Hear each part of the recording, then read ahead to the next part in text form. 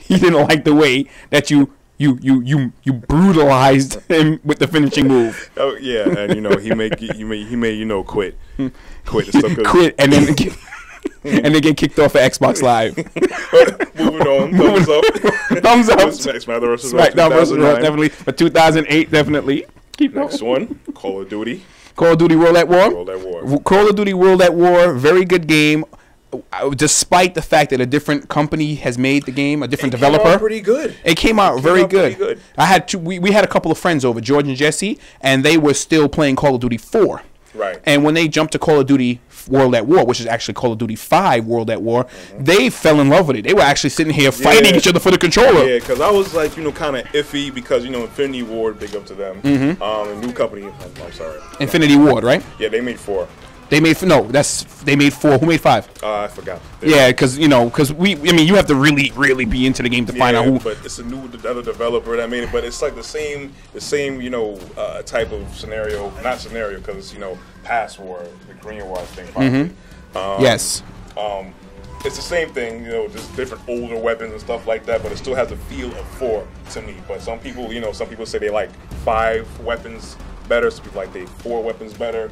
Only thing that I didn't like when I was playing the campaign mode was that I'm sorry, I would probably use a lot of friendly fire. Yeah, right. Oh yeah. I couldn't tell which side was the Americans and which side was the Japanese. That's true. The only how you can tell the difference is when you put your gun over them, their name pops up. Yeah. But it takes like 2 seconds. You probably killed your man by then. Yeah, I killed a lot of Americans. I'm sorry. Yeah, I lost for friendly fire. Friendly fire will be prohibited. It's not acceptable or whatever. Yeah. So, definitely for 2008 past games that got us to 2009, Call of Duty World at War, definitely I give it a thumbs up for 2008. Yes, me too. Following the same fashion as 4. Everybody love 4. 4 and 5, both get them up, put them in your library because you're going to love them. Another big game was Mirror's Edge. Oh yeah, Mirror's Edge. Yeah, it was a different game, but I liked the kind of difference it brought to the table. It's different. Your what's that woman's name again? I don't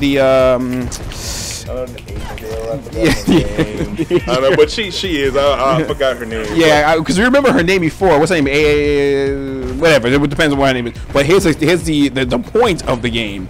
In Mirror's Edge, you are a runner. Yes. You're running from building top to building top. You were like a live like a total different life from regular people. Yeah, like for instance, almost like the Matrix. Remember how they used to take things and go through the Matrix and put them in the envelope in the mailbox, so then the other people could come and get it there. So you're like this. You live in a society where it's just a new world order, and these people are resistance, and there's people who they work for who are part of the resistance, who want you to climb up and drop packages off, which is really weird and boring because I got a lot of feedback and said that game is very boring, unfortunately. You have to have an open mind to it. That's what it is. I like the game. It's it can be frustrating because not just anybody can pick the controller up and just go ahead and go in. And just rock. You're gonna have there's a learning curve to this game. You're gonna have to use controls and everything, but it was put together really, really nice. It was put together. I definitely give it a thumbs up. I give it a thumbs up too. The storyboard of it, not to keep milking this game, but the storyboard is you're the young lady who's running, and her sister's being framed for murder for some executive dude who was killed in the office, and her sister's a police officer, and they're trying to set the police officer's sister up. Right. Or they're trying to set her sister up, who was actually a police officer, etc., etc. Pick up the game. I would definitely say Mirror's Edge, thumbs up for 2008. Yeah, me too. Big thumbs up. Yeah. Okay, what are you saying now? Mortal Kombat. Mortal Kombat. Mortal Kombat versus DC Universe. Yes. I'll let you talk because I don't want to say nothing bad or nothing. It's not bad. It's one of them games that you won't mind having in your library. I won't take it seriously, even though a lot of work has gone into it with the character models and the story. They put a lot of work into the story and everything. Hands off to that team right there. But I thought when it came out, it's Mortal Kombat. Jesus Christmas. Yeah. How much longer are they gonna milk Mortal Kombat? It was like a cow that got ran over, and they just trying to keep milking it so they can get some milk out of it. I was like. Yeah. Or got hit by a car and can't get run over. It actually wasn't bad. Actually, I would have liked it better if it was like just a straight DC game, honestly speaking. It wasn't bad with the Mortal Kombat characters in there. Nah, not really that bad. The moves were good. It had some cheesy characters like Scorpion that people kept milking online. And Sub-Zero and Liu Kang. I mean, you could have, at least evened up a little bit more and stuff, but that's another especially who's the boss you can pick at the end. I forgot his name. You gotta get to Shao Kahn. Shao Kahn. He's a cheater. Yeah, they were gonna have cheaters and stuff. Other than that, the game was good. I like the character models, the moves and stuff like that. It's not a bad game to pick up and display. Either you rent it or you happen to come across it. Cheap. Yeah. If you want to buy it, you can buy it. It's okay. I get like a neutral kind of thumbs up because it wasn't horrible. So I give it that much. I would say Mortal Kombat versus DC, a good game to hold you over until Street Fighter comes out. Yeah. Actually, this year. Yeah.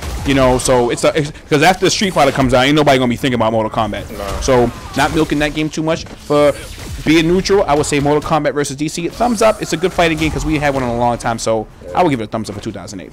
Another good game, another great game that I've been playing for a while is Left 4 Dead. Oh yeah, definitely. That's your game. I'll let you talk about it. Left 4 Dead. You heard me on here before.